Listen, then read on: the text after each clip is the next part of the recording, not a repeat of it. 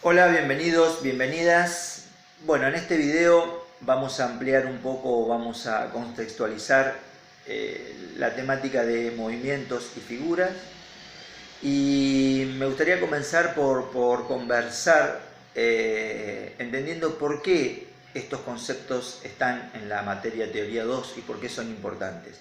Los Dinsel, cuando desarrollaron su trabajo de investigación, supusieron, creyeron que una manera de poder entender mejor el todo, de una manera más acabada, entendiendo el todo como la danza en general, era ir desmenuzando sus partes, sus componentes, para estudiarlos con mayor profundidad y a partir de entender y comprender mejor las partes, poder después entender el todo a partir de la interrelación que existe entre las partes y el todo.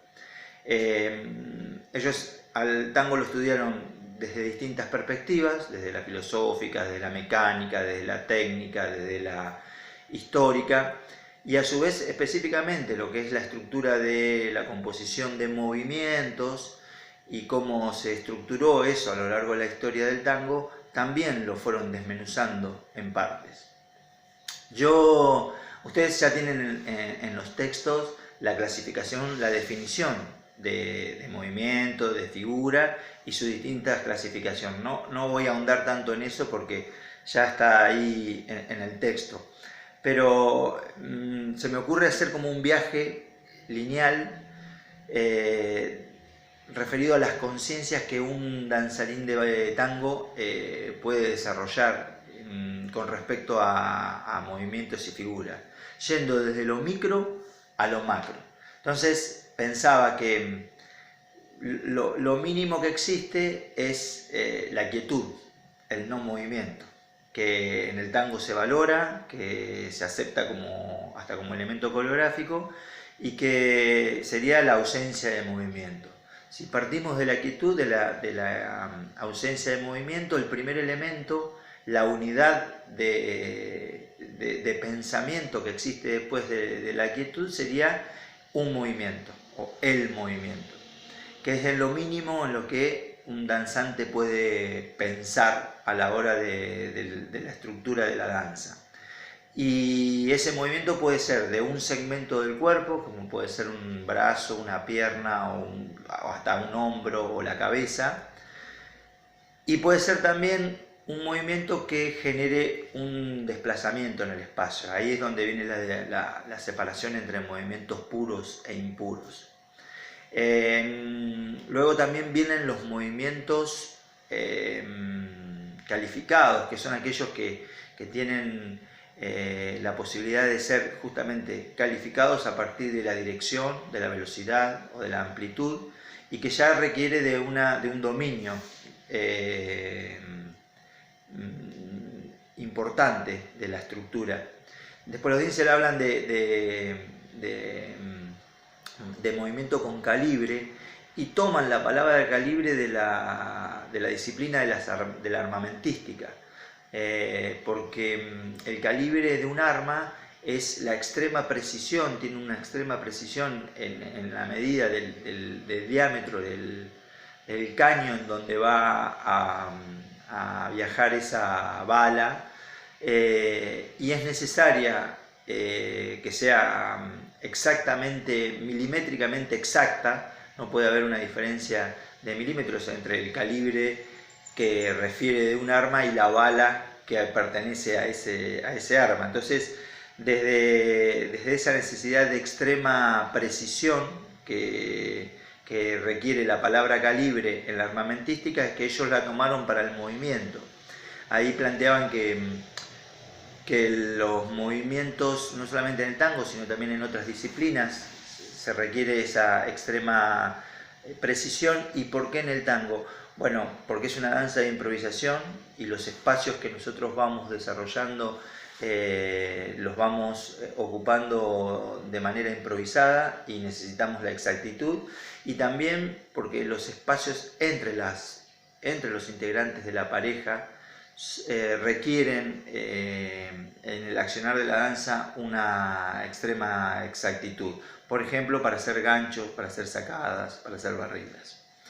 Luego de los movimientos, de la estructura de movimientos, aparece el concepto de figura, como la agrupación de movimientos o un grupo de movimientos que pueden ser identificados desde afuera y que pueden ser repetidos cuantas veces se quiera.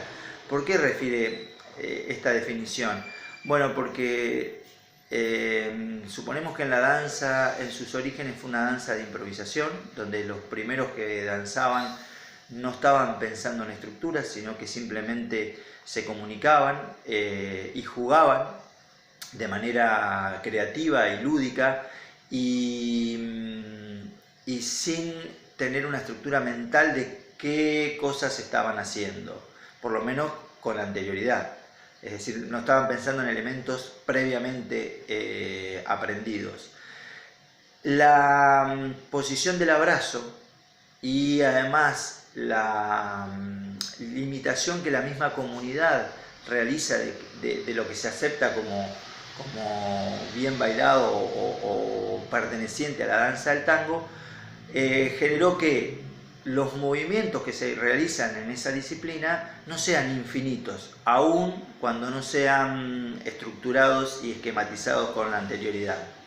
Es decir, yo me abrazo a otra persona, tengo una comunidad que funciona como un y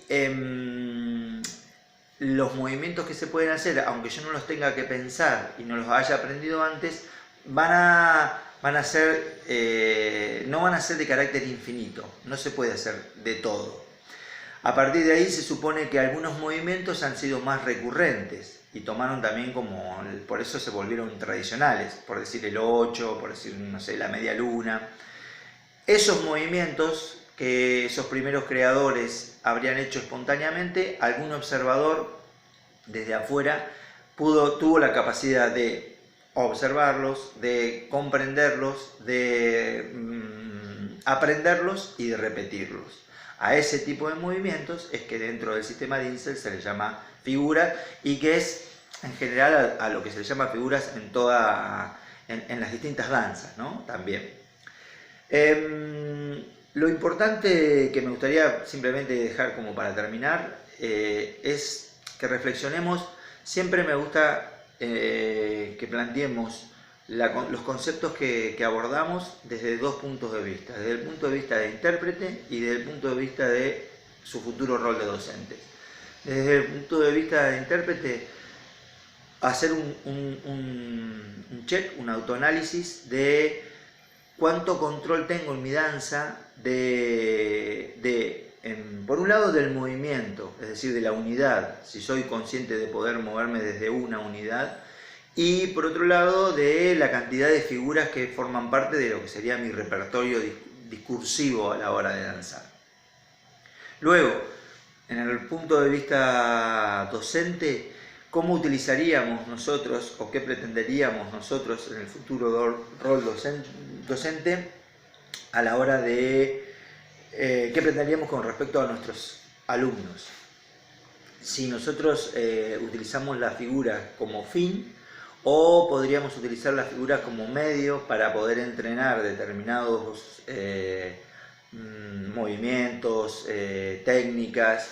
Si utilizamos la figura también como parte del bagaje folclórico y tradicional que el tango nos ha dejado a lo largo de la historia, y también cómo entrenaríamos y cómo desarrollaríamos en nuestros alumnos la conciencia del control del movimiento, de lo que sería en este lenguaje la estructura silábica. El movimiento es la sílaba. Si yo entiendo la sílaba, si puedo decidir cada sílaba en el momento que yo quiera, voy a tener la capacidad de poder armar palabras y después con palabras frases y con frases finalmente el discurso dancístico que esa pareja quiera en ese momento. Bueno, hasta acá, para no hacerlo más largo, los invito a reflexionar sobre eso. Entonces, movimiento, figuras, ese viaje de lo mínimo a lo máximo y en cada uno de ustedes como bailarines y en cada uno de ustedes como cómo utilizarían estos conceptos en el futuro rol docente. Bueno, muchas gracias y hasta el próximo video.